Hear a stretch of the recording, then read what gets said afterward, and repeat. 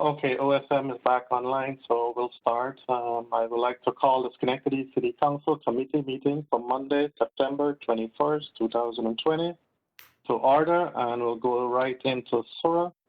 Mr. Colden. Well, I'll call to order the Schenectady Urban Renewal Agency. The first item is the acceptance of the minutes from our April 6th meeting. Entertain a motion to approve. So moved. Second. Mr. Palomini, KZW. The one item before us tonight is to accept the transfer of 12 properties from the city of Schenectady on the attached list. I'll entertain a motion to approve that. We actually need to vote on the minutes. You need to vote on the first one, Mr. Mayor. All in favor of the minutes, signify by saying aye. Aye. Aye. Aye. Any opposed? Minutes stand adopted. Now we'll entertain the transfer of the 12 properties. Entertain a motion to move So moved. resolution. Moved by Mr. Palomini, Second. seconded by Karen Zalewski-Walzunas. All in favor, signify by saying aye. Aye. Any opposed? Resolution's adopted. Any other business to come Motion before to the- adjourn. Moved. Do I have a second? I'll second. Seconded by Karen Zalewski-Walzunas. All in favor? Aye. Aye. The agency stands adjourned. Thank you.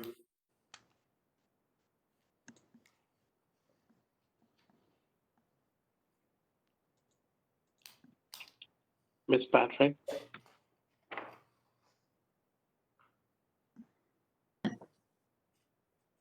Thank you. Okay, my mute button seems to have disappeared from my screen today. So I'd like to call the Health and Recreation Committee meeting to order. And first on the agenda is to discuss the Rose Garden permit fee. So I'll turn it over to Mr. Palomini. Thank you. Everybody should have gotten a copy of a draft of the what the committee is looking for. On the call tonight, we have former council member Sean O'Brien, as well as Rose Garden Chair Matt Cuevas, and I'll turn it over to them to discuss what they're looking for.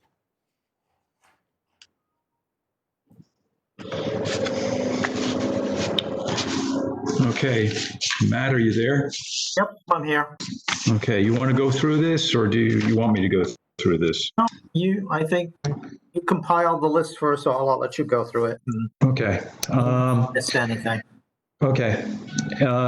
What you all have before you is is taken from rules from other gardens across the country. They're regarding photographers and the use of gardens and photographers. They're drawn from the Brooklyn Botanical Garden, the Buffalo Botanical Garden, and the Botanical Gardens in Denver, Colorado. And out of those rules, compiled a summary, if you will, or got them digested down to what's before you here. They're pretty self-explanatory and deal with the issues that we were discussing 2 weeks ago regarding photographers, how they should use the garden, how they should respect the garden and the people who are in it, the public. And in addition to that, it also goes through on the bottom a brief what the application should include, obviously the name, addresses, etc., but also acknowledgement by the applicant, the person, the photographer, that they got a copy of these rules, they understand what the rules are, and they also understand, and underscoring that this is a public park, they understand the public will have access to the Central Park Rose Garden at all times during the photography sessions. So if does anybody have any questions regarding the proposed rules? Regarding whether or not, I think there was Council Member Patrick had a question regarding day passes. That's really up to what the council wants to do. For ease of administration for everyone involved, Rose Garden members and committee members, and for the city, a seasonal pass would probably be work best, because then it's for the whole season. And what we've observed over the the course of the summer is that there's there's photographers who are there on a regular basis, and they sometimes schedule a number of shoots for the evening. So for ease of administration, one permit for the season would be necessary, but that's really it's really up to the council if they want to carve something out and have a day pass permit. And what that fee is, how much you want to set for that particular fee for the permit for the photographers, that's up to the council as well. Ms. Patrick? Yes, go ahead, Ms. Zaluski-Waltunis. Thank you. So I just wanted, I apologize, I was not at the last meeting, but is there something that, has there been anyone acting disrespectful in the garden as far as taking pictures? Because I do see quite a few people doing pictures in the garden, and I've never observed anyone being disrespectful or. Well, I'll let Matt, we went through this, 2 weeks ago. It's just that the use of the garden is that they set up their equipment, ladders, lighting, and in some cases, changing tents in the garden. Oh, okay. So that's what these rules are geared to address, those and that's it's one shoot after another, and then when they're doing their shooting, they're moving around the garden and taking up quadrants in some respects. So that's what these it's So it's not for someone. no, it's not dealing with, as we stated 2 weeks ago, it's not dealing with family graduation pictures, prom pictures, etc. It's those individuals who are running a photography business who are using the Rose Garden as a backdrop for their shoots and charging individuals fees for those shoots. Okay, you don't have any idea how often this happens? Is it once a week, twice a week? No, it's if you go there in the summer's evening, you'll see a number. And Matt, you want to fill in on that point? Yeah, okay, sure. Pretty much, I mean, any time that we've been in the garden this past summer, I think what we were discussing last or 2 weeks ago is that those of us that have been there during our, I'm going to say our work sessions, and that's generally on Tuesdays, and I've been there even on the weekends. It's just about any time that you've been in the garden, there is somebody there taking photos. I was in the garden, I don't remember now if it was Saturday or Sunday. I think it was actually Saturday. And actually, when I arrived, there was already, I think, 2 different photo sessions going on, and a wedding party showed up. So within the course of 45 minutes, there were different shoots taking place simultaneously. Okay, thank you. Sure. Madam Chair, Yes, Mr. Chair. the proposed rules here delineate that no drone photography. I'm not sure that reflects the reality of today's world, where drones are used more and more. And what I might suggest is there are, you can go out and just fly a drone around, but there's a certification process for operators where they have to comply with a number of rules. And I apologize, I don't know what that is. I think it's an FAA certification that the council might want to consider. Drones could be used by photographers, but they have to meet that certification level so that they're going to, again, approach it in a more sophisticated manner where, yes, you're going to be able to capture the visual aspects of the garden in a different way, but you're not going to use a drone in a manner that would be hazardous or detrimental to the people in the garden or in surrounding areas. Ms. Patrick? Yes, Ms. I was Bros. going to comment on the same exact thing. I was going to ask if drone photography is is excluded from other city parks. I know that there are,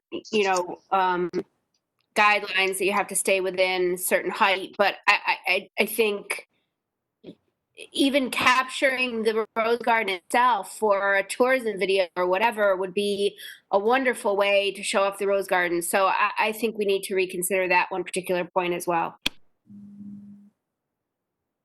Okay.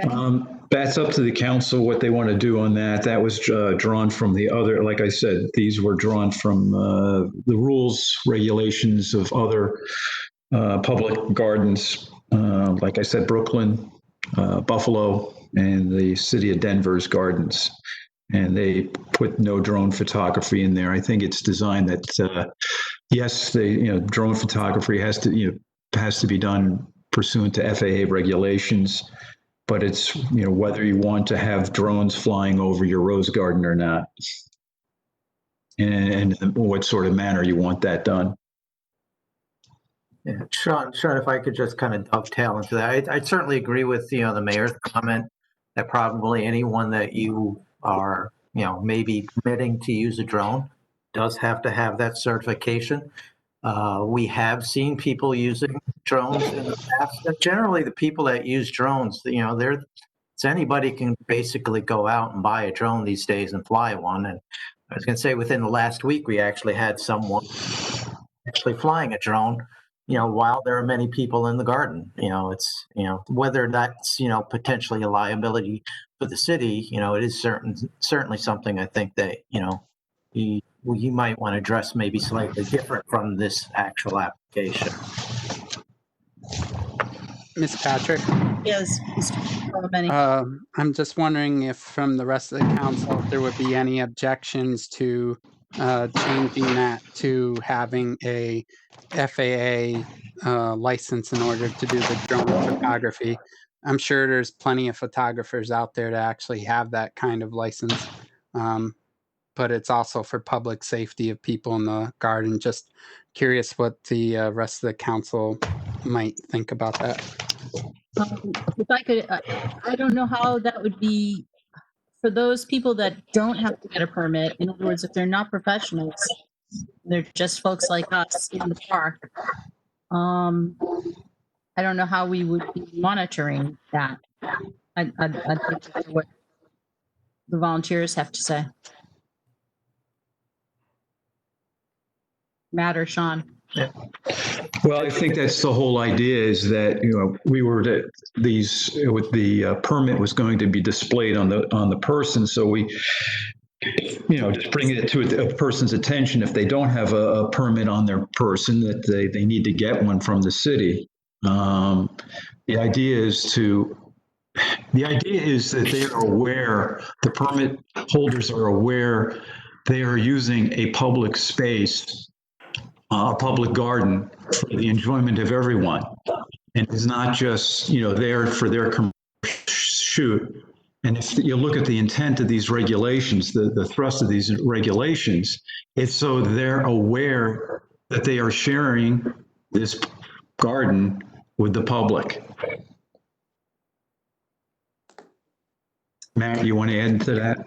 No, I think, we, again, probably, certainly agree with everything. And pretty much looking at this more as an educational tool. It's pretty much that, the permit is not an outrageous fee, but, that by granting the permit, they do agree to the rules and regulations that have been stipulated. If there's any abuse by it, if someone doesn't have a permit, you can politely ask them to leave. Ms. Patrick? Yes. Is that Ms. Barrazo? Porterfield. Ah, Ms. Porterfield, hi. All right. I can't see. All right. My face is here. This is for Mr. Cuevas and Mr. O'Brien. I read the document through, and I noticed there were a lot of rules that are on the bottom. Are those the exact same rules that are on the tripod that's up there? I actually went to the Rose Garden to see what the rules are listed. Are those the exact same rules, or have you added to those rules that are already listed for people to go by in the garden? The document that you've presented. Yes, council member, this is Sean O'Brien. Yes, this is more tailored. It's more in detail than what's currently posted. Mhm. Those are like general rules. However, we've had discussions with Councilmember Palomini regarding, getting further postings regarding the garden itself, regarding the water areas, et cetera, and climbing on the fountains or the stone walls. Those aren't specifically put out on the signs from what I recall in the garden right now. Mhm. So these rules that are before you are tailored for photographers and are more detailed than what's currently posted. Okay. And I just, in reading through it, I thought the one thing that really struck me, and I'm not sure where the language came from. It says models must come fully dressed for their shoot or something, et cetera. And then it goes on to say that no tents would set up. I think it's sufficient just to say no tents are set up. It just seemed like that particular language belonged to the contract billing between the model and the photographer. It just seemed like it was, because they could go in the woods, they can go in the car, whatever. I just thought that language was a little over, it wasn't necessarily to be necessarily stated in there. And I have to go back to the question about the drones, because I'm not clear. If I decide I want to go to the park and take pictures, and I'm not a professional, but I want to use a drone, is that prohibited? Or so the use of the drone, is that prohibited by everyone, or must everyone have an FAA permit? I think that's where it's not really clear for me. These rules are for professional photographers. How the council wants to deal, or the city wants to deal with drone photography in its parks is up to what you all want to do. But Okay. this was, as I stated earlier, these rules are designed for professional photographers. And just going back, council member, regarding your concern about the language regarding clients' models must arrive camera ready as there's no dressing room. I think it's just no temporary changing tents are allowed. Once again, it's underscoring that we're not having these portable little mini changing tents popped up in the middle of the garden. Right. And that's what I was saying. I think that language alone, or even if you want to extend it further, because I think that some photographers, not only do they put up changing tents, they put up backdrops, and I'm not sure if that's going to be allowed. Are you saying that the backdrops won't be allowed either? Matt, have you seen backdrops? I've seen lighting umbrellas and step stools. I have not seen that. But once again, I think if you look at, all the language in these regular, proposed rules, Mm-hmm. it's really designed it's to underscore that this is a public rose garden for people to go in and enjoy, and that the disruption to the public has to be minimum, at minimum, Right. It's got, so that's the point we're trying to get across here. Okay. That when people go there on their own, they're not going to have to be dodging photo shots from somebody. That they have as much right to be there as the people who are charging money to their clients to be there. Right. Right. And have we decided on a fee? I heard $50. Is that a flat fee? Is it 50 per hour? What was? It's whatever. Once again, that's up to what the council. 50 was thrown out by one of the council members 2 weeks ago. But it's up to what you want to do. And then it was suggested whether you want to do a daily fee. Once again, that's all up to you. What we're looking to do here is just have this code of conduct, if you will, for professional photographers to be aware of these the rules here. And how if you want to do a daily, that's up to you. But ease of administration, you probably want to just have a seasonal pass and set a fee. But once again, that's up to you all as to what you want to do. Yeah, I had recommended $50 for the year. And I'm fine with doing it annually. I think that you satisfied my concern on that. So I think the annual pass is the way to go. Ms. Patrick? Yes, Ms. Brazo. Maybe Mr. Ferrari can answer. Does anyone know what are we paying people to? What is the fee for weddings to use the garden at this time?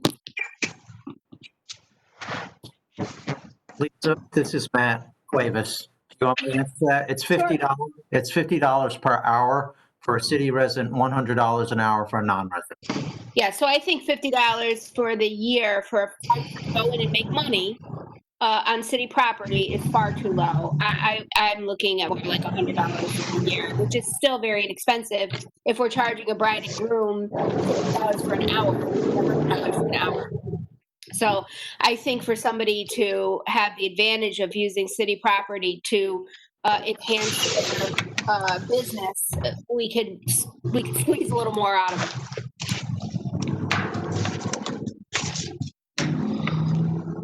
That being said, I think the annual permit is the way to go. It's the easiest administratively.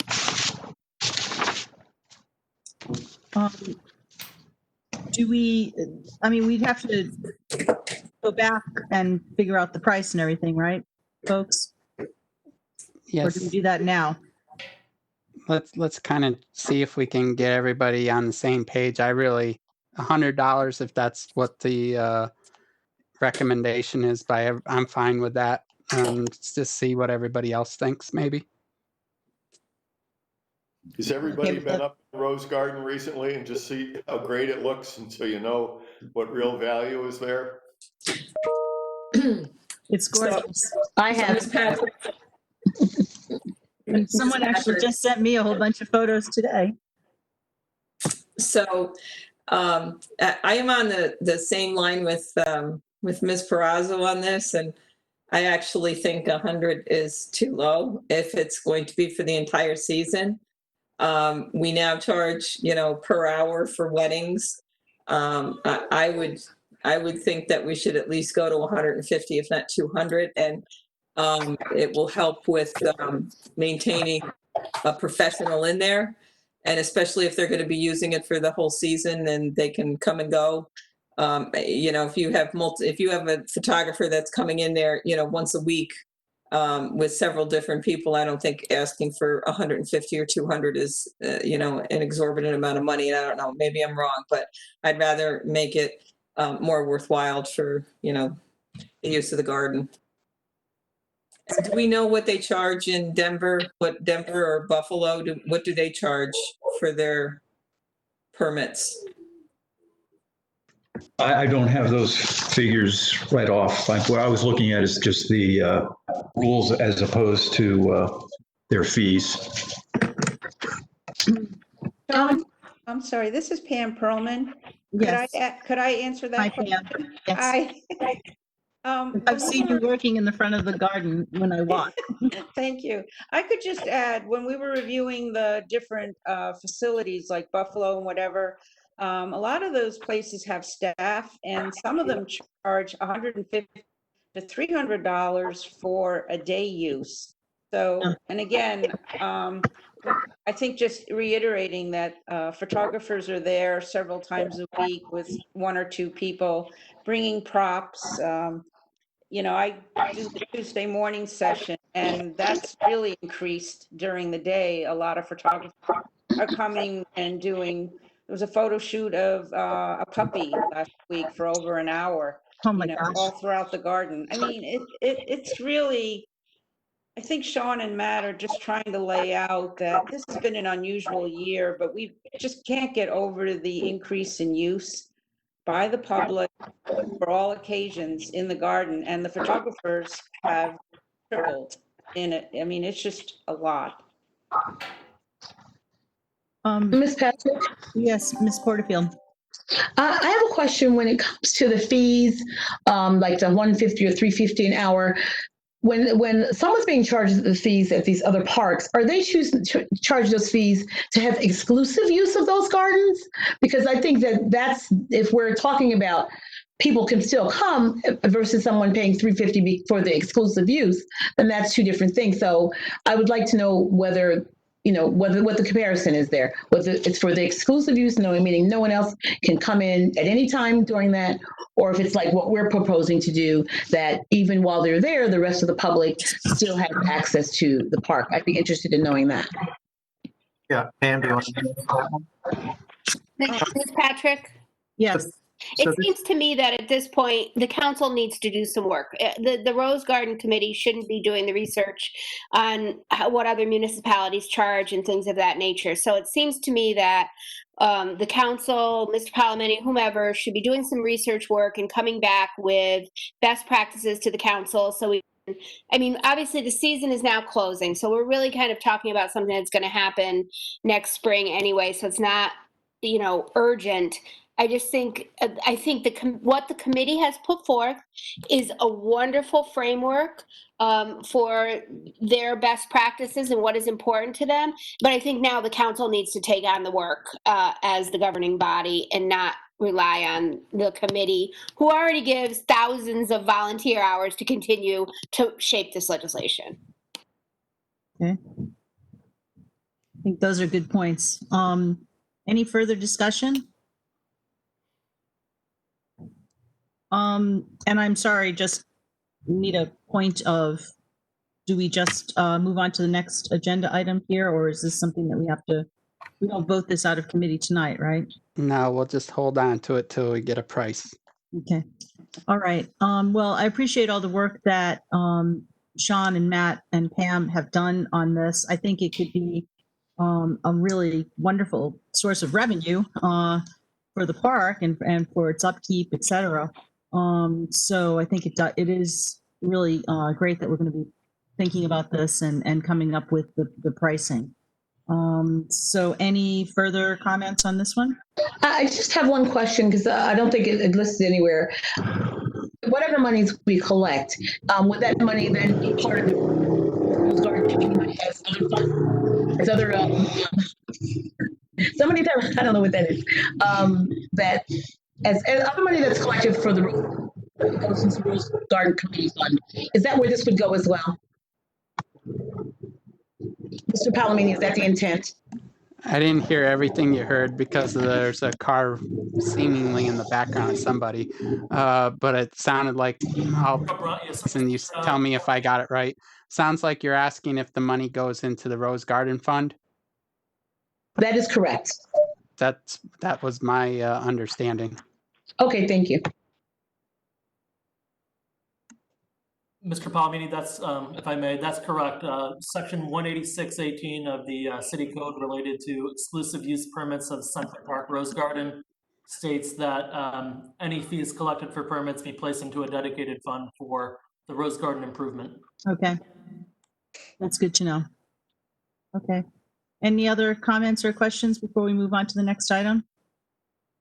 Okay, thanks again to Thank you. Don. Thank you very much. It's all taken care of.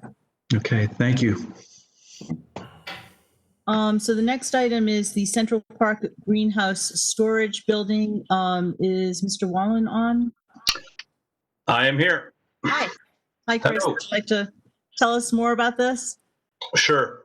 So back at going back probably over 18 months ago, the Central Park Greenhouse, Friends of the Greenhouse were awarded a $50,000 SAM grant that is to be administered by the city, as the city is the property owner of the greenhouse in Central Park. The grant was executed between the city and the state in January, I believe, of this year. The intent was to get out there in March, April, bid it, and have this thing ready for the summer. However, as you know, the pandemic threw everybody for a loop, so everything was put on hold. I spoke with Anthony about going forward with it, and we didn't have just with everything, and he wanted to get council approval to go forward. We'd really like to hold the pricing for this year, because next year the shed will be more money. It's $50,000. We have to front the money, and it's 100% reimbursable. And the Friends of the Greenhouse have offered to put up money in excess of that if necessary, up to $30,000 if needed. So what we're looking to do is get this out for bid this year, award it, and then have it ready to go for installation whenever the weather breaks next year. But that way we could lock in the pricing for this year. Okay. Comments, And- questions for And Mr. Pam Fallon? Perlman is on, because she is also involved with the greenhouse. Anybody have any questions or comments about this?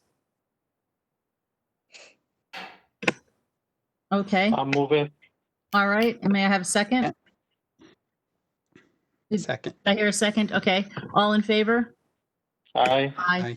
All right, thank you. Thank you. Thank you. May I have a motion to adjourn our committee? So So moved. moved. Second. Okay, Second. okay. All in favor? Aye. Aye. Thank you. Call to order the Finance Committee. The first item on the agenda is a sales tax agreement with Schenectady County with Mr. Colden. Maybe if I could just give a quick summary on that. We spent a period of time negotiating our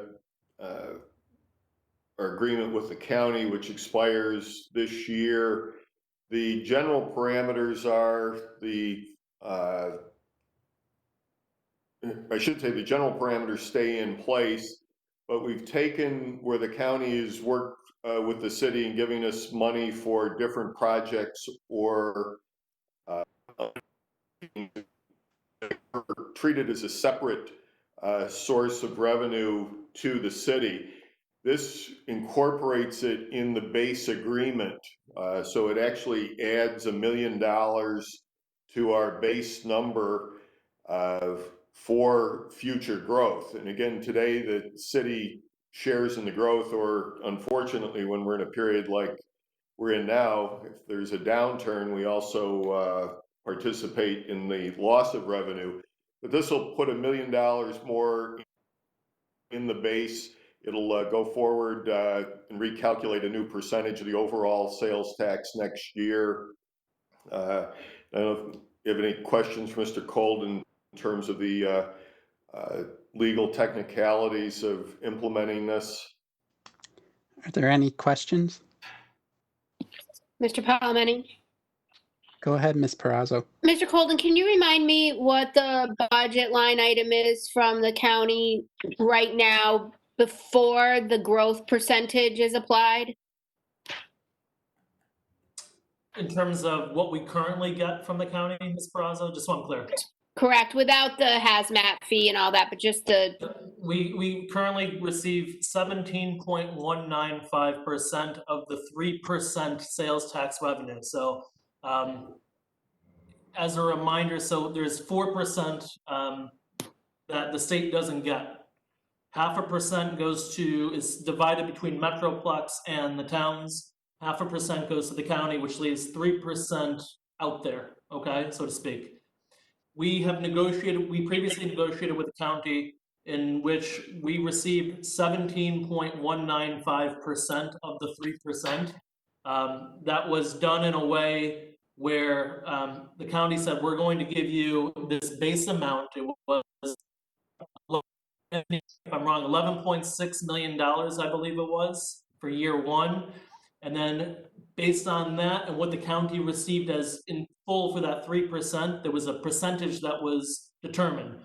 That percentage was 17.195%, and that percentage carried through for years 2 through 8.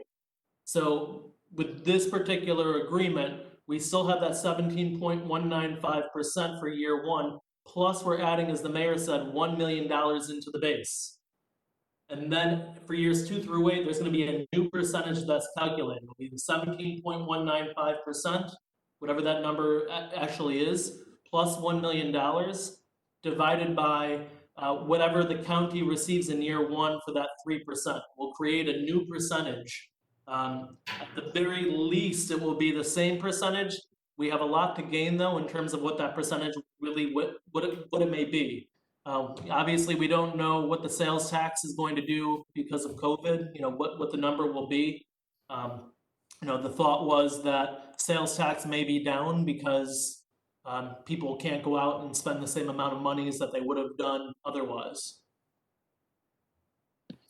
So for some reason, I thought the county paid us a lump sum every year, no matter what. And then if there was growth, they paid us a percentage of that growth. Am I not remembering the last contract correctly? No, we used to get a lump sum, but then after year one in the contract that's expiring, we went to a new level and then we shared in the growth. So it wasn't a lump sum plus the growth, it was just whatever that number was going forward. And, unfortunately, we're in a downturn now, so we're, again, bearing some of the risk for the reduced revenue. Gotcha. Okay, thank you. Are there any additional questions? Mr. Palomini? Go ahead, Ms. Zaluski-Walzunas. So I just want to point out that I think this is a good agreement for us. We're going to be able to, utilize, the detention arrests area with the county so that, we can free up our police officers to get back on the street so they don't, they're not tied up with, having to, do the prearranged detentions. So I think this is a good and fair compromise, and it's good for the city, especially with the fact that our public safety is going to have more people on the street. So I think it's a good contract. Any other questions? I just want to clarify, because when Ms. Zaluski speaking, she made it sound like multiple. I thought based on the agreement that it would just basically put one other officer and one matron. Is that correct? Does that just free up those one, or is it multiple people? I just want to be clear. There's a variable in that depending on what's actually happening. So it could save us a number of people being able to divert. It might have the impact of not being able to free anybody up. Sometimes it's when the encounter happens with the police, how long they're going to be held, how get them over to the county, and we're still working some of the aspects of that to improve the efficiency in terms of processing somebody and getting them through the arraignment process. Okay. And Mayor, while we're talking about the amount to the police, could you just expand on what I believe it's $200,000 that's going to be going to the police department, please? That's, again, a number that we've expanded this year up from $100,000 so that it will allow us to continue some staffing and deployment of police resources that are borne across the county as a whole. Is just paid for solely by city taxpayers. And Chief Clifford can, he's not on the call tonight, but can talk to you about specific deployment of those officers, and it's not always cast in stone. Varies based on season and what the actual activities are. Yeah, thank you. Because I would like to know a little bit more about what that is for, but thank you. All right. Can I have a motion? So moved. Okay, Mr. Mudavaren, seconded by Ms. Zaluski-Walzunas. All those in favor? Aye. Aye. All right, next on the agenda is the CDBG CV1 SEEC with Mr. Gardner and Mr. Gugelmelk.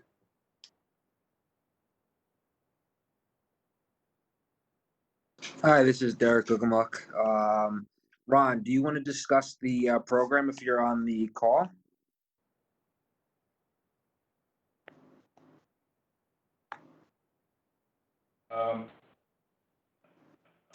We want to talk about the proposed Economic Empowerment Center for the City of Schenectady as it relates to the effect that COVID-19 has had on our local small businesses, and more specifically, how it's impacted our minority and women-owned businesses within the city. As you know, as we look at the center, going back into May, early May of this year, we did a canvassing or a survey, reach out, if you will, to talk to small businesses here locally to see how did this COVID been affecting them. So the survey was basically into 4 questions. Are they located in Schenectady? Has COVID impacted them in negatively? And did they apply for any of the relief funds, the PPP and the disaster relief? And the vast majority of the firms that I talked with, they did not get any relief whatsoever. And it was a very, very tedious, awkward proposition. So it made it very, very difficult for them to receive any funds. So going into August, we did another survey. We started talking about how can the city help and assist and do something. So we looked at how we could take advantage of some of the HUD COVID funds that was coming in and utilizing that to assist some of these small businesses to survive or get back on their feet. So again, similar questions, went out again to talk to the businesses. And we didn't talk to every business, but businesses that was in our network that we've been having a relationship with. I physically walked up and down State Street, Albany Street, talking to businesses and people that we know.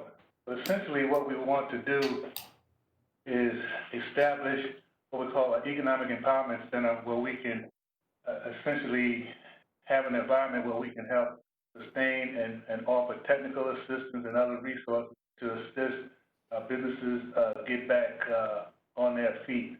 And I'm assuming that you have the project narrative and the proposed budget information that we're talking about. But essentially, specifically to this question, what we're asking the council to consider is authorizing $100,000 out of the COVID relief funds for this need-based response to this COVID-19 opportunity to assist these small businesses with training, technical assistance, and other resources to sustain and build the capacity of their business. Are there any questions? Yes, Mr. Palomini. Go ahead, Ms. Porterfield. Okay, Mr. Gardner, the proposed location, 140 Erie Boulevard, could you pinpoint that for me, exactly where that is? Yeah, okay, it's a series of warehouse buildings down on Erie Boulevard, right next to Locksmith and near Denny's. So it's right in that area right there. Denny's on Erie Boulevard. Wendy's. Oh, Wendy's. Where's that? Okay. So what's currently in there? Anything at all? Yes, there's several small businesses in there. Currently, it's under development, and there have been a variety of small businesses in the space. What we're looking at is there is a storefront in the front of the building, very visible, and that will be basically the center space for for our training, for our outreach, as well as assisting with business development. Okay. So will there be like a co-working space in there for people? So, to kind of basically for those small contractors or small businesses, whatever they are, that don't have a office space that they can work out of outside of their home, that will be part of this as well? Well, not directly part of this, but there's working there, and there will be some similar space in this space type of work, but specifically toward the co-working space, as your question is, there will be that type of opportunity there at a very minimal rate, yes. But not as part of this? Not as part of this. We're not handling the co-working space, right? We're just doing the, basically, the empowerment center, basically like an incubator, if you will. So we'll be there engaging with the businesses and working with the businesses and offering them their technical assistance, and we'll be able to work and things out of there, but a little bit different from having your own in a co-working environment. Okay, thank you. Parliamentary. Go ahead, Ms. Perazzo. Two things. One, this can't be accommodated within City Hall, number one. And two, who is going to staff this center? All right, there's two parts to the question. One, I would love to have been able to do this in City Hall, and I still would love to be able to do it in City Hall, but I'm not sure if we have space here to do it. That's the one thing. I mean, obviously that would be an ideal scenario if that was the case. And then on the other part, on the staffing, that question, we're looking at twofold here. So one, we're talking with other partners about working with us in terms of the staffing component, and that, goes to the day-to-day operation and the building of the program itself. So that's a separate item, outside of the scope that we're asking for. So we're asking the local foundations, we've been talking to in particular to assist with the staffing component of for the management.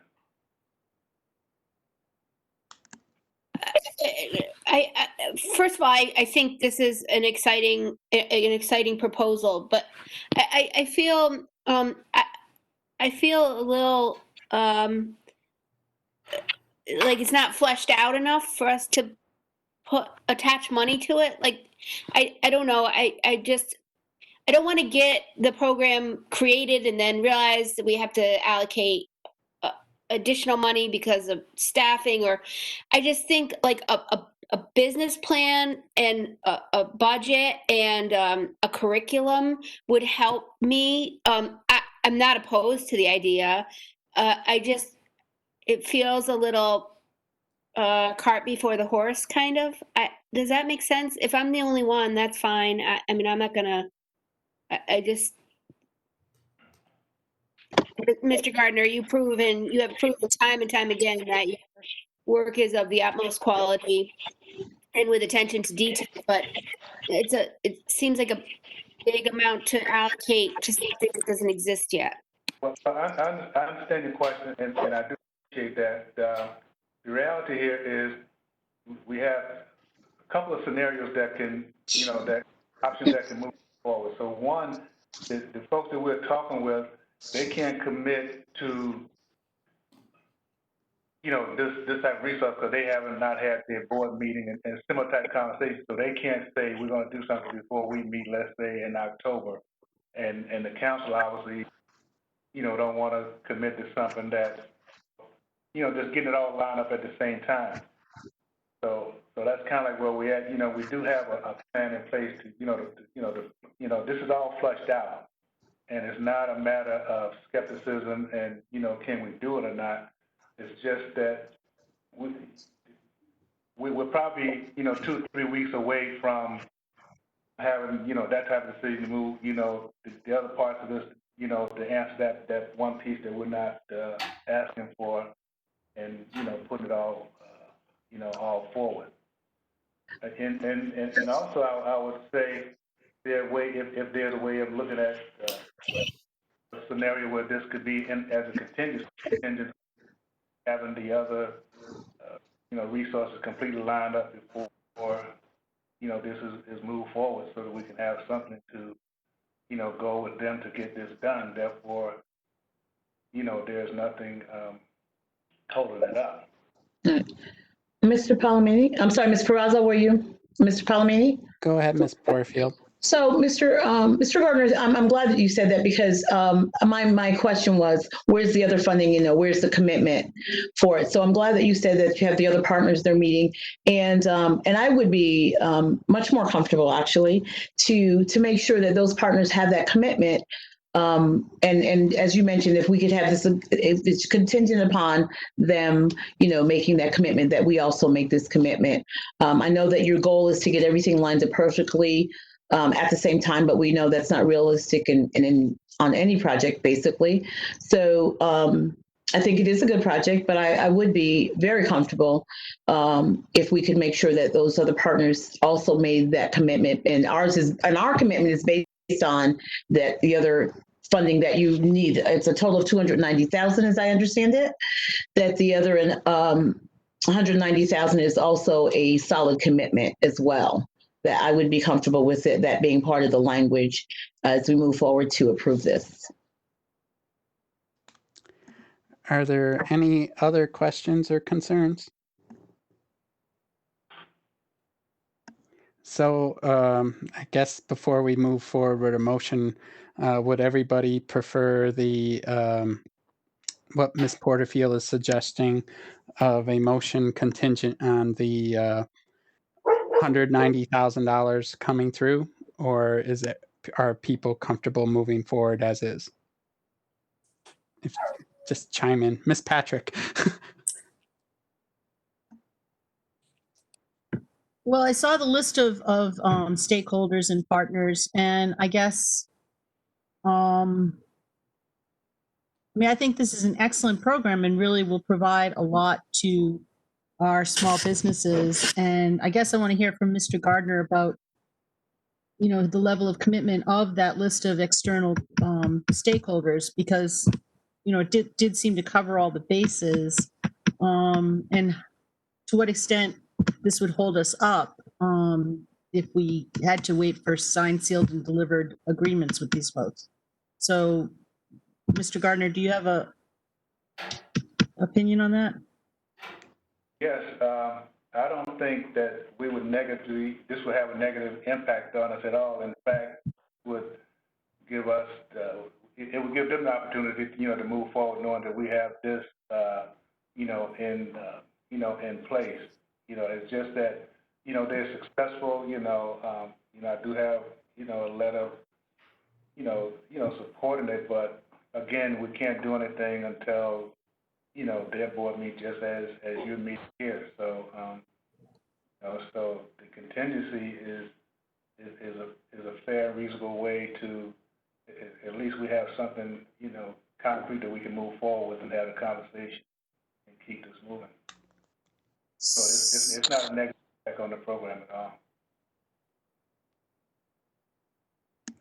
Okay, well, if that's the case, then it makes sense just to have the contingency in there as Ms. Porterfield suggested and move forward unless there's any objections to that.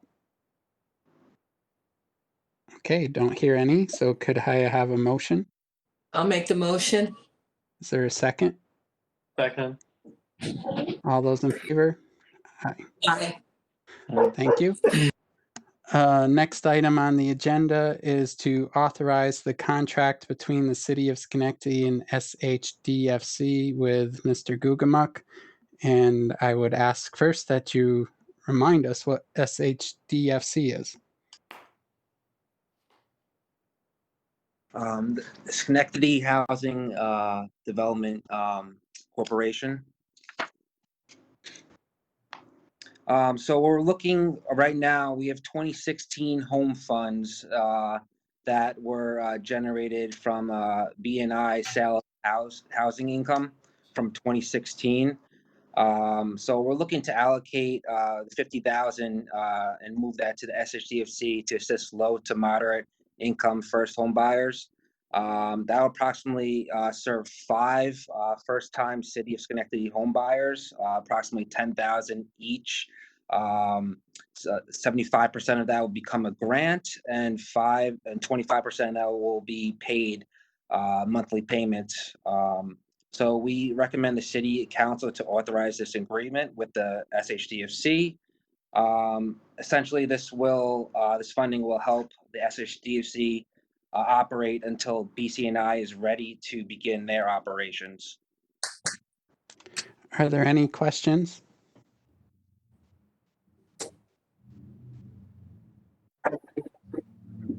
Mr. Palomini, I'd like to move it. I think it's a fantastic program and it's a great way to give first-time home buyers some extra money. Okay, is there a second?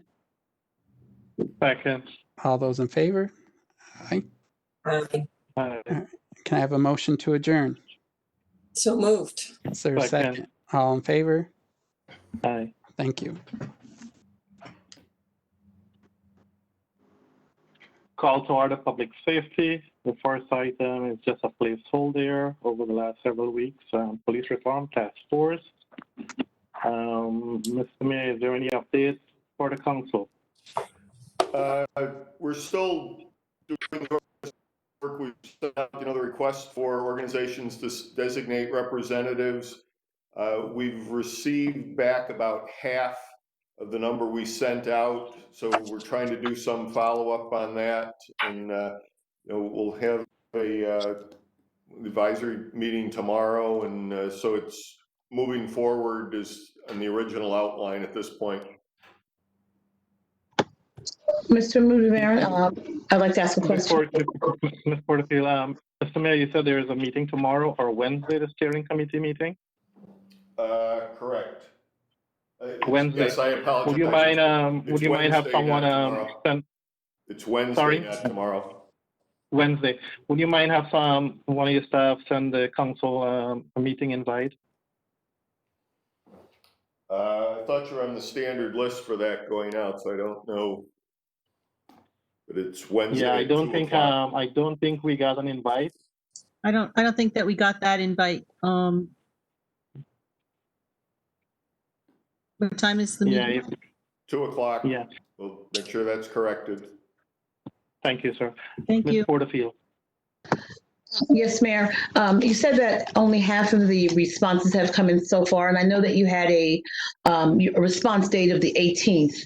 And so now obviously it's been extended. Is there going to be a absolute date, even if people don't respond, that you will move forward? We're doing some outreach, and we sent the request out, and we packaged some information, so it went out by snail mail.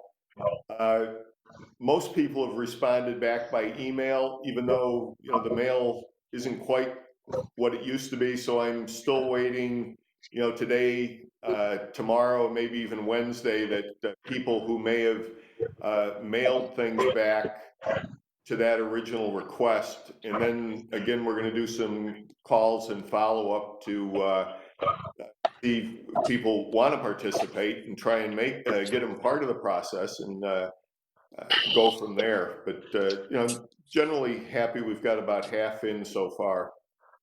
So my question is though, there'll be a date that says, okay, we wish you had responded. We didn't. We have to move forward with those that have, and then the community meetings start. That's essentially what I was interested in knowing. At some point that would happen, even though if one of the groups put somebody in later, I wouldn't look to say no, they couldn't participate.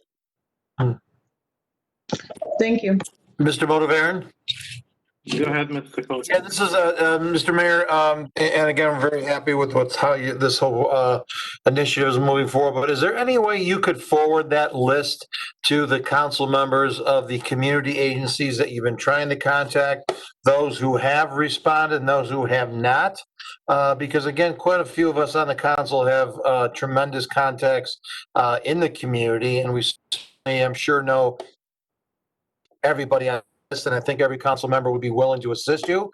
But if I would appreciate it, and again, I'm speaking on behalf of maybe majority of the council members, if we can obtain that list, Mr. Mayor, of who was invited and who's responded and who has not. And again, I think we'd be willing to assist Carissa or Alex or whoever is heading that up for you. Yeah, we can get that together and get it out. Appreciate the offer to help.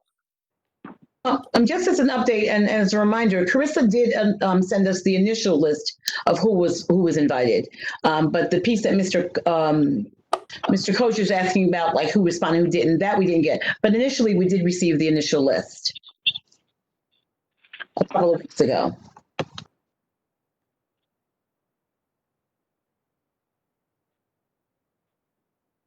Any other discussion on this topic?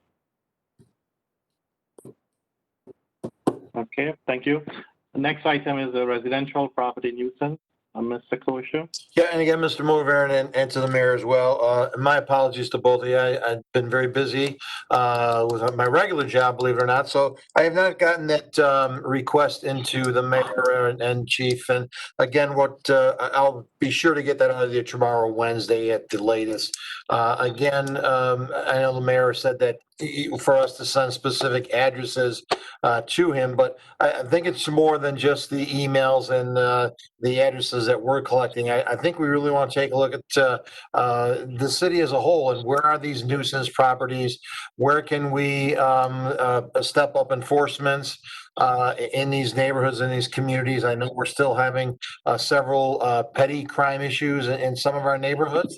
And I think if we can get this property nuisance records as a request, just again to take a look at this and see how we can help the chief and our officers again to really enforce this property nuisance regulation that we have on the books. So again, Mr. Mayor and Mr. Mover, and I'll try and get that out in the next day or two, sir. Okay, again, over really the last almost 18 months, we've been working on, it's just not the police calls, but it's identifying high needs individuals in locations. So it's police, it's school district, it's county department of social services, it's other community partners, some of which there are protocols for privacy, which are appropriate, and it hinders the exchange of information. But we're working, and then we have people who are assigned trying to work. We're using the Esri software to map that, overlay it, and be able to better manage the resources that are spent again on what I'll call high needs individuals and high needs locations, so that a lot of times the police get sent there and the nature of the call really has underlying facts that are beyond the ability of a police officer to respond to. But it's, bringing in the Department of Social Services, are there mental health issues? Are there appropriate health care issues that are being addressed? And so the package that we're putting together is far more comprehensive than just looking at what's classified as the nuisance property. Because most times there are other factors that are at play in these calls that are generated, whether going to the police department or other agencies, and how do we better manage those outcomes? Yeah. So I look forward to working with Mr. Kosher, and sometime we ought to give you a briefing on that whole process and not just that limited aspect of what we classify as nuisance properties. Mr. Mayor, and that's exactly what my next question to you was. I'd really appreciate if we can get an overview. And of course, that'd have to be an executive session, I would assume, just to see, how we're moving forward on this. And again, what resources and support we can give to our folks in the streets. Is this something where we need to, have a master social worker on call from the county or somebody from community services? Look for some grants and opportunities out there where perhaps we can have these individuals on call or even on staff to go out. And I know some locations, Rockland County, I know for a fact, has that in place. So again, I'd love to see that, and love to meet with you after all this budget session is over. Let's work on the budget. Let's get through October, and then we can perhaps move on this forward. So thank you very much, sir. Any other discussion on this items?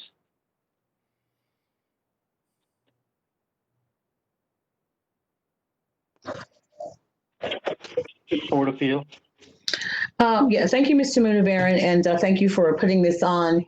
I know that you don't have backup for this, folks. I still will send out the LR to just give some background, but I think that all of us have heard from residents throughout the city about excessive speeding on many, many city streets. And I know that the police have been very proactive in terms of putting the it tells you how fast you're going. I'm not sure the name, the particular equipment. Unfortunately, that is not changing the problem at all. So we need to look at the solution. We specifically, every single council member, I do believe, received something from folks in the GE plot. I personally have heard from people on various streets, Craig Street, Page Street. As a matter of fact, on Page Street, there were 3 accidents. One, a car just ran right into a house. So, you know, this has been an ongoing problem, and it's certainly getting worse. And a concern for me and other residents I've spoken to is that someone's going to get hurt, either a child or anyone for that matter, or we've already had property damage. So my question is, how do we address this? What methods, Mayor, can we put in place so that people are, you know, are caught for their excessive speed and ticketed, and whatever else needs to happen, because it's an ongoing problem and it seems to be getting worse, even to the point where people are passing on a 2-lane street, 2-lane residential street, and passing at a very high rate of speed because they're driving the correct rate of speed. So I really, I want to bring this item up for discussion, where everybody's not sending us emails, but many people are calling or sending text messages to address it. So as a council, you know, I want to bring this forward, Mayor, so that we can bring it up for discussion. And you can have, you know, either have you briefed by the traffic division in terms of enforcement that's done, or do a presentation for the council as a whole? It's the somewhat humorous aspect of speeding that usually we get complaints about streets that are in terrible condition, that they need to be paved. Then we'll pave them. Then the following year, you get complaints on that street of people speeding. And so it's, you know, we want people to comply. It's how do you get them to use better judgment?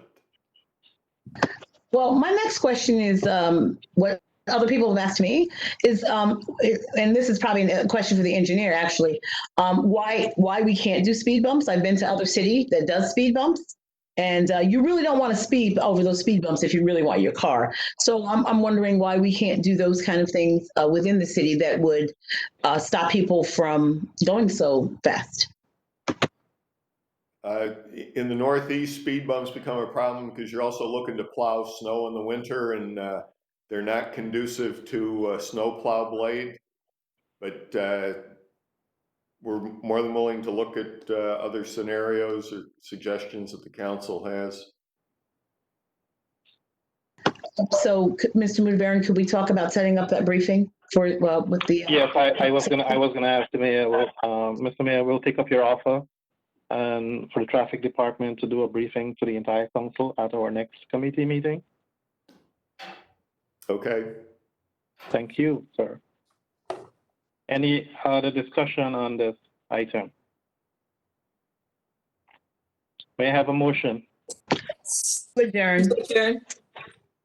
Cool. Second. All in favor? Aye. Thank you. I'd like to call to order government operations. We have one item this evening, managerial vacation and accrual leave, and that is a discussion from Mr. Kosher. Yes, thank you again, Ms. Perazo. Just want to bring this back again. Try to, Ms. Maiku and our other managers. Hello? Just a pause there. I think this committee is That's my committee. chaired by Is Ms. Porterfield? Yes. Porterfield. I'm so sorry. It used to be my committee. That's okay for your help. Sorry, I was wondering about that. It used to be my committee before I was stripped from all the committees that I was on. Sorry about that. Here. So I would like to call committee. I'm sorry. I'd like to call to order the committee on government operations. We have one item for the agenda. Managerial vacation accrual leave, Mr. Kosher. All right, thank you very much. So again, as I was starting to speak there, I'd just like to offer an amendment with the management benefits that we have there. Sam Michaud and many of our other managers, because of the COVID crisis this year and probably next as well, have been unable to use their accrued vacation time. And according to the letter that they have, they're only able to carry over 2 weeks into the following year with a maximum payout of 6 weeks. And I'd just like to discuss an offer of possibly extending an amendment where they could carry over an additional 2 weeks, bring that up to 4 weeks, but still have that maximum payout at 6 weeks. And again, this would be a COVID exemption, or however we want to word it, for the years 2020 and of course 2021. I'm thinking, but Ms. Michaud was on, and Ms. Michaud, do you want to kind of elaborate on this and what you were talking and referring about? Thank you, Ms. Porterfield. Thank you, Mr. Kosher. To reiterate what you just said, circumstances have become particularly exacerbated this year since COVID-19 pandemic. Many offices were required to remain operational. It was mainly managerial staff that were needed to keep the city functioning, as they were considered essential to city operations. Many people, including myself, have had to work nights and weekends in order to keep services running and timely. Time off could not be taken as we navigated the several months of this pandemic, and it is fairly apparent that in my situation, and as I'm sure as well as others, we will not be able to use all the time that we have accumulated prior to it expiring. My office, for example, at this time cannot be sustained if I were to have an extended absence. Management in general works very hard to provide support, and this COVID-19 situation only brings it further to light to how extensively that dedication is present and shown. With regards to questions asked at the last committee meeting, I've reached out to our finance department and have asked how an increase of rollover time would negatively impact the budget, and was told if management were able to roll over more time and not change the payout, there would be no negative impact on the budget. It would give management the flexibility to use their time effectively with regards to departmental needs.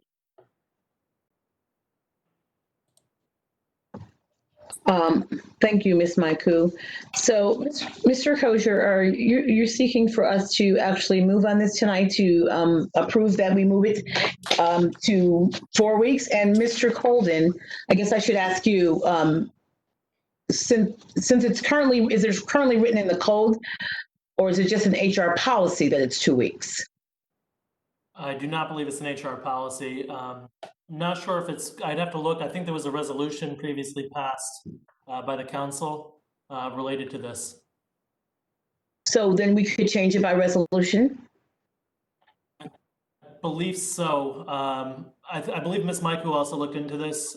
There was a provision in the code related to this, but there was also a resolution for, I believe, managerial staff. I don't know if Ms. Michaud can shed light on that. There was a resolution authorizing a change in management back in 2018, and that's when it was added the longevity and also specialty drugs. And so that wasn't an ordinance, it was a resolution where that was changed. It was resolution number 2018-098. Okay. So is there other questions or comments from other members of the council regarding this? Ms. Porterfield? Ms. Patrick? I just wanted to reiterate, I think what I heard Mr. Kosher say, that this would just be a temporary change to this rollover, just for 20 and 21, Mr. Kosher? That's just something I'm suggesting because of the COVID. And that's really, again, truly the reason why they're unable to use their vacation time. It was just a thought on my part. Again, we have Andrew Colden online here. Of course, the mayor can chime in as well, I'm sure. But again, I just thought this would be a COVID exemption for the years 2020 and 2021. Mr. Kosher, I think that's good. And if God forbid this goes on longer, we could also, we could just pass another resolution. But I agree with you that for 2020, 2021, to be able to move a resolution that they could carry over, we're talking 4 weeks. Is that correct? extended from the 2 weeks to the 4 weeks to carry, again, with the maximum payout of 6 weeks. So again, as Mr. Ferrari noted to Ms. Michael, there would be no impact on the budget whatsoever. And again, this would allow our management the time that they accrued, and hopefully would be able to use it a little time if the situation changes for us in 2021, which I'm counting on very much that it will. When it changes in 2021, you're right. When. So I would look for a motion on that. Ms. Porterfield? Oh, certainly, Mr. Palomini. Wondering if I would be more comfortable if we just did this for the 2021 time period. I think we really want to encourage our employees to take their vacation, as it has many benefits to it, for not only them, but for the entire staff. And I think, should we need to do this again, we could do it again at the end of 2021, but I would prefer a 1 year at a time look at this. So you said 2021, but you meant for 2020. Oh, carried over. Is that what you meant? Carried over to 2021. Yes. Yeah. Okay. So, is anyone else on that?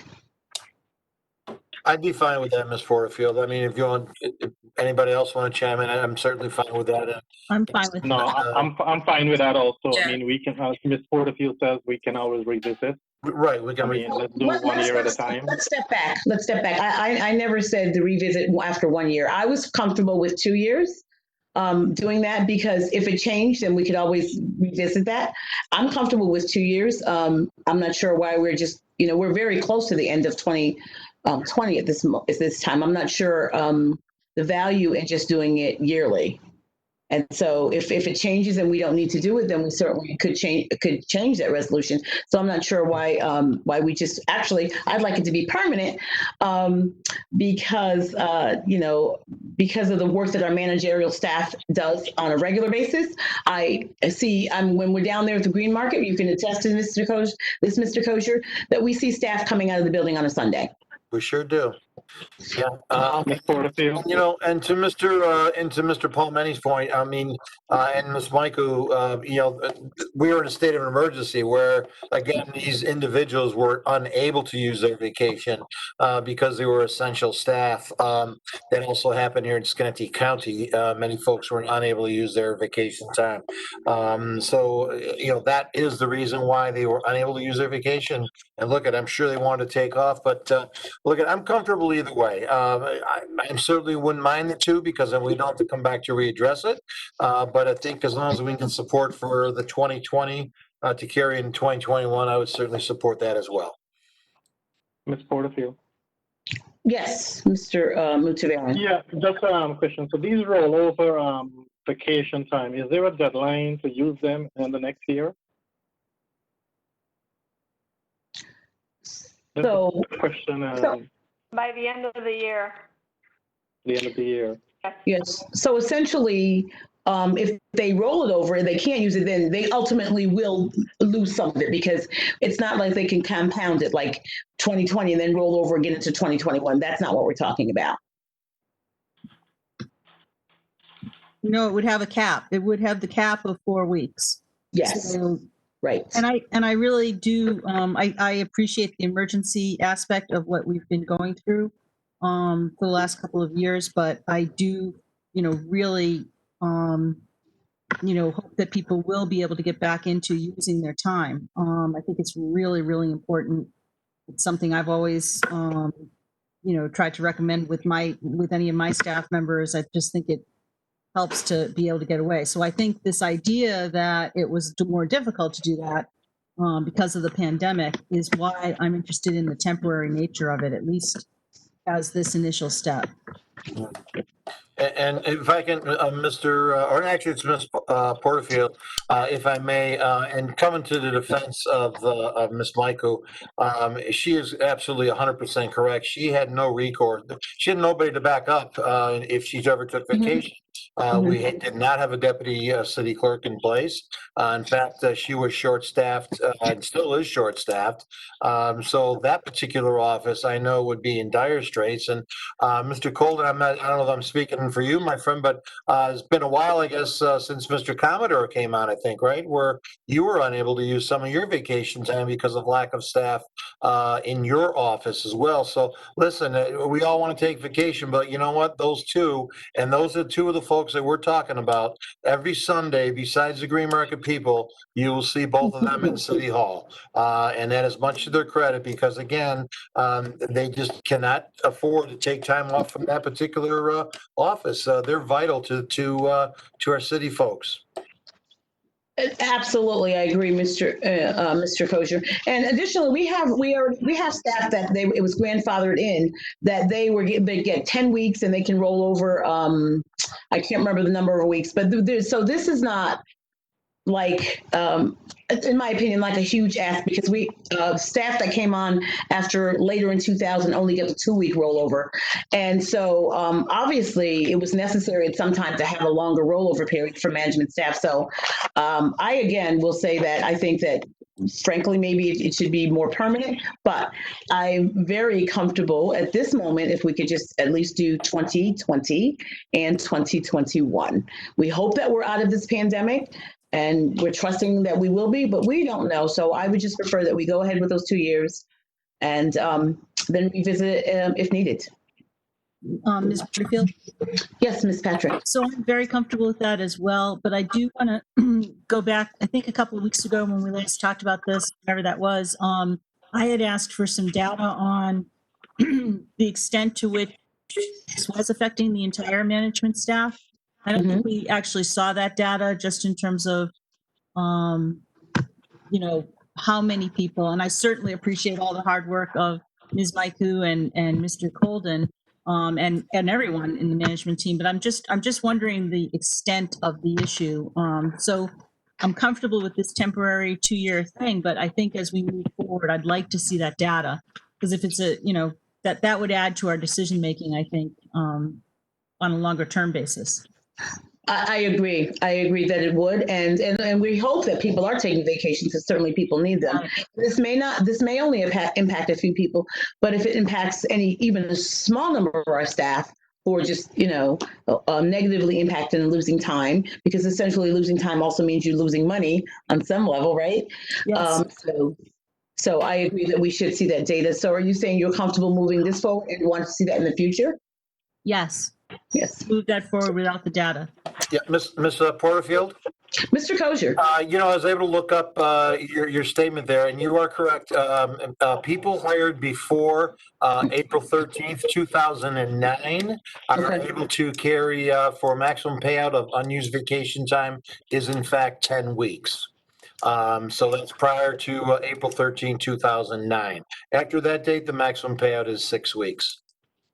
Okay. So I think many companies kind of switched their policies because of the liability that otherwise they would be carrying. I mean, every place I've worked at over the last X number of years switched it to a less of a payout just because it was just getting tougher and tougher to balance those budgets. So absolutely, and I agree with that. But as we said, when we need to remember that we're in a time now that nobody ever anticipated, never could have anticipated, hasn't happened for 100 years. So this is something that it's an emergency, and we have no control over it. But what we do have control over is how we assist our employees to get through this the best way possible without a loss of their time. So, Ms. Porterfield, yes. so are we moving for 2 years, 20? I would like for us to move it for 2020 and 2021 as what was initially asked by Mr. Kozier. Yes. So we're asking for the carryover of 4 weeks? Correct. Of vacation time? Correct. That's what it currently. 4 weeks. Yes. 4 weeks. 4 weeks, but just keep the payout the same. Correct. Yep. Yeah, keep the payout the same. Yes. It's correct. Right. I'll move it. I'm good with it. I'll second it. All those in favor? Aye. Aye. Okay. Is there anything else to come before government operations? If not, I'll entertain a motion to adjourn. So moved. Second. All those in favor? Aye. Aye. Adjourned. Thank you very much. So I'll open city development and planning, and the first item on the agenda is a flat rate permit fee for purchasing of city-owned homes. And my name's on it, but Mr. Palomini is also on it, and I believe the mayor and I have had a discussion around this, so who wants to lead off here? John? Mayor? I think we should go with listen to the mayor first. Yes, thank you. Mr. Mayor, you have the floor. Thank you. Again, looking, really were two categories of houses that I were looking at. Only one has made it through the process, which is a little more interesting than I would have liked.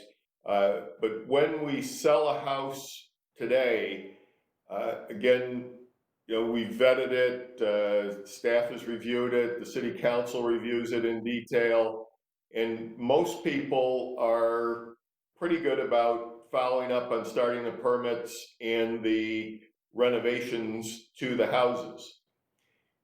That, it doesn't always happen as quick as we'd like, and what I'm looking to do is create a little incentive so that at closing, we will issue the permits or set forth the permit process for a flat fee so that the purchaser would get a little bit of incentive, but it starts the timeline, and so that we can start to track that within our codes department and also within development, so that we, today we've got a fairly high success rate of people taking the properties and turning them into useful structures that are adding value to the neighborhood. There's still some that fall through the cracks and are not followed up on in the level we'd like. And so I've thrown out a couple of numbers there, and Chris Lunn is not on today. I don't know if I don't think the staff has worked it up. We talked about having a flat fee of $400 or $450.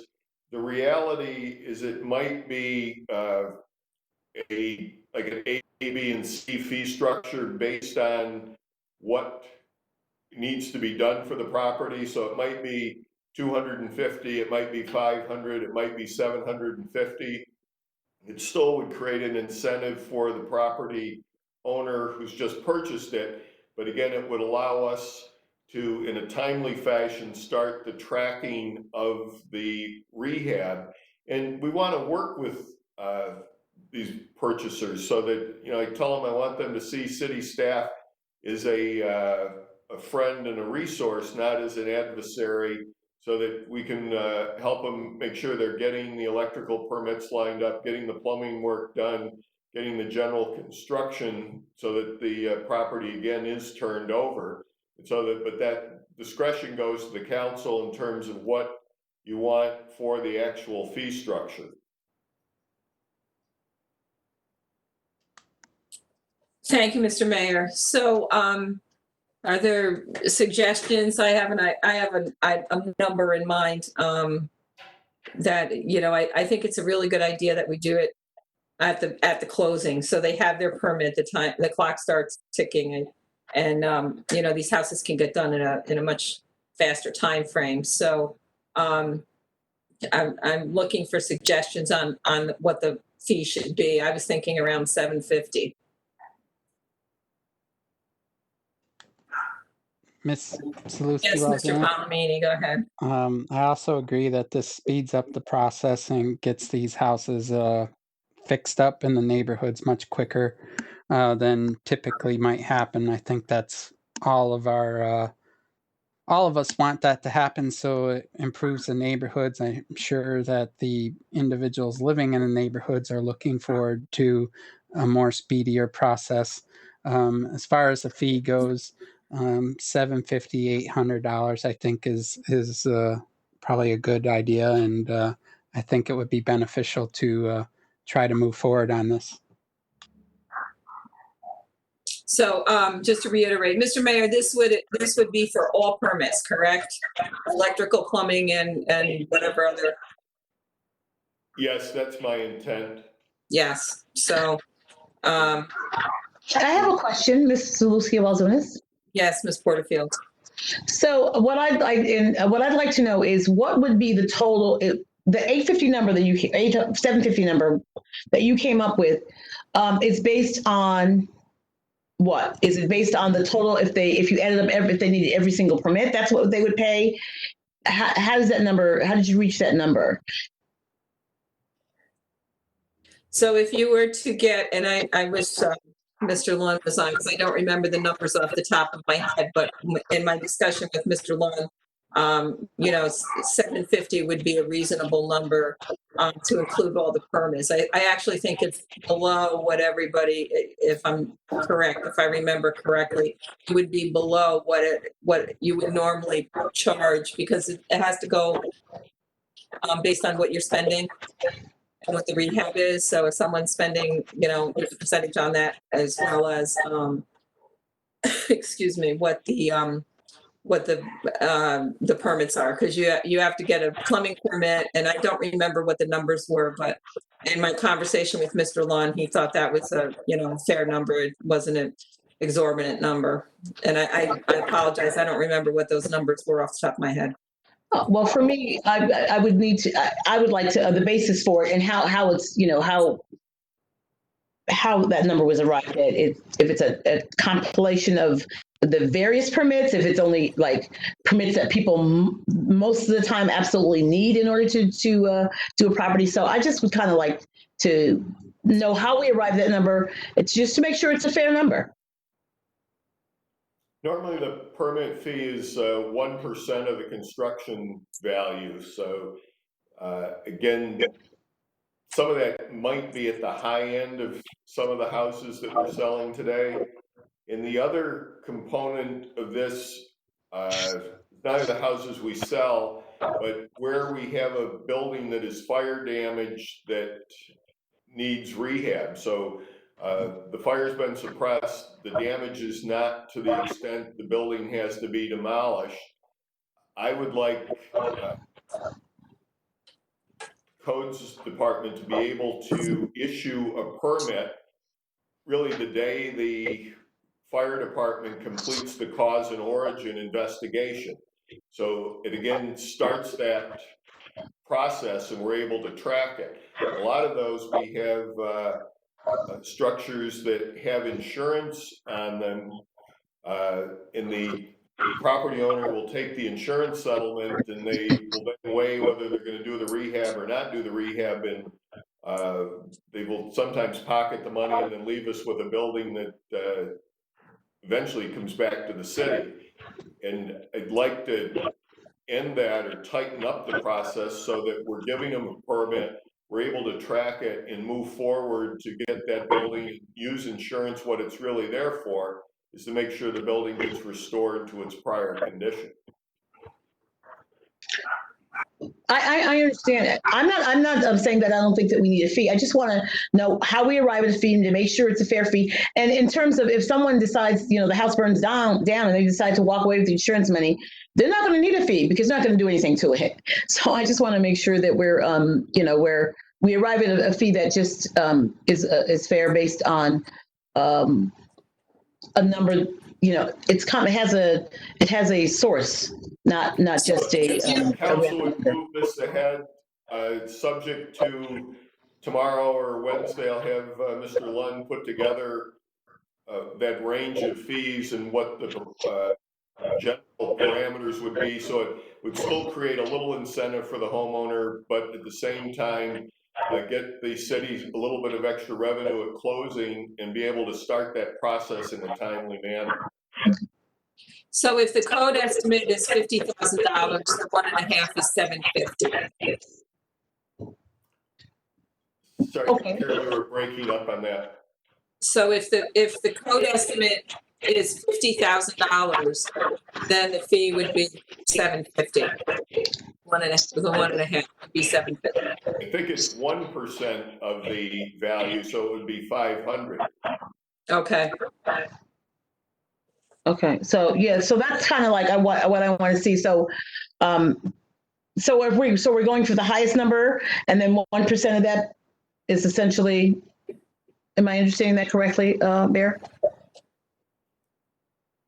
Again, I'd like a little incentive so that we're giving the homeowner a little bit of break, but at the same time, we're getting the money up front and being able to track the timeline so it's going to get rehabbed in a quicker manner than sometimes is happening today. All right, so if we did the 500, I mean, I'm okay with it. Like, I was just going on the, on $50,000, you know, with value. If you would move it ahead conceptually with the understanding that we'll provide you the documentation by Wednesday, so you could say, yes, 500 would be all right, or 700 would be all right, or there might be a classification of an A, B, or C, so that if a house is meeting one level, it maybe is 250. If it's a second classification, it's 500. In a third classification, might be 750. I would be very much more comfortable with that. I'm sorry. Ms. Patrick, go ahead. I just want to say, I think that I am interested in thinking about moving this forward and then afterwards getting the data, then determine what the fees would be, as the mayor All suggested. right, so, so we'll work on this. Is everyone in agreement that we'll move this forward and then we'll determine, I kind of like I like the idea of doing it in steps. So just to be clear, Mr. Volsky-Walzunis, so you would want to move it out of committee tonight, but we would have the information before the vote on it? Is that what you're saying? Correct, yes. Okay, Yes. okay. So I'll entertain a motion. I'll move it. Can you hear me? Yeah, I have a moved and, I don't know what happened. Okay, thank you, Ms. Perazzo. All in favor? Aye. Aye. Okay. I believe there's another item that was added onto the agenda. And Mr. Colden, a property transfer to Schenectady Urban Renewal Agency. That's correct. Just give me one moment. I'm gonna pull it up. Yeah. Thank you. So we periodically have done this. Obviously, we had a SURA meeting earlier this evening, whereby the SURA board agreed to accept properties from the city and at some point in the future transfer the properties back. This is something similar, only just doing it in the reverse way now. This is taking those properties that we took out of summary judgment during 2019 out of the tax lien foreclosure of the 2017 tax liens, and essentially transferring them to SURA, and also agreeing to take them back from SURA at a point in the future, so that the city can convey those properties to buyers. Okay. I'll move it. I have it moved. Ms. Patrick? Second. All in favor? Aye. Aye. Thank you. I believe the rest of the items need to go into executive session. Make a motion to go into executive session. Thank you, Ms. Perazzo. Second. We will be going into executive session, so thank you very much. All in favor? Aye. Aye. Aye. All right.